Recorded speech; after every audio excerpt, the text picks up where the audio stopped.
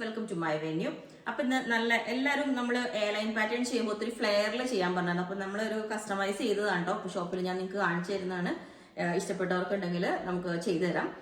Okay, അപ്പൊ ഇതുപോലെ fully നമ്മൾ എയർലൈൻ കൊടുക്കുമ്പോൾ ഇത്രയും ഫ്ലെയർ കിട്ടാറില്ലല്ലോ. അപ്പൊ ഇത് ഫുള്ളി കട്ടിങ് വെച്ചിട്ട് ഒരു അനാർക്കലി സ്റ്റൈലിലേക്ക് കൊടുത്തിരുന്നത്. ഫുള്ളി പ്ലീറ്റ്സ് വെച്ചിട്ടുണ്ട്. ബാക്കും ഫ്രണ്ടും ഒരേപോലെ തന്നെ കൊടുത്തിട്ടുണ്ട്. ബാക്കിലോട്ടും എപ്പോഴും നമ്മൾ ബാക്കിലോട്ട് പ്ലീറ്റ്സ് കൊടുക്കാറില്ല. ഇത് ബാക്കിലോട്ടും ഫുള്ളി പ്ലീറ്റ്സ് കൊടുത്തിട്ടുണ്ട്.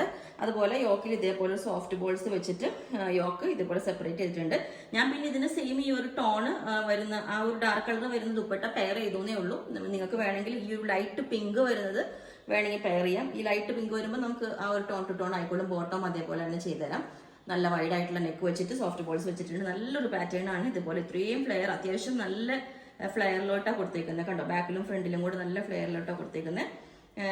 അപ്പോൾ ദുപ്പട്ട ഇല്ലാണ്ട് നമുക്കൊരു ഫ്രോക്ക് ആയിട്ടും ഇതേപോലെ തന്നെ വെയർ ചെയ്യാവുന്നതാണ്.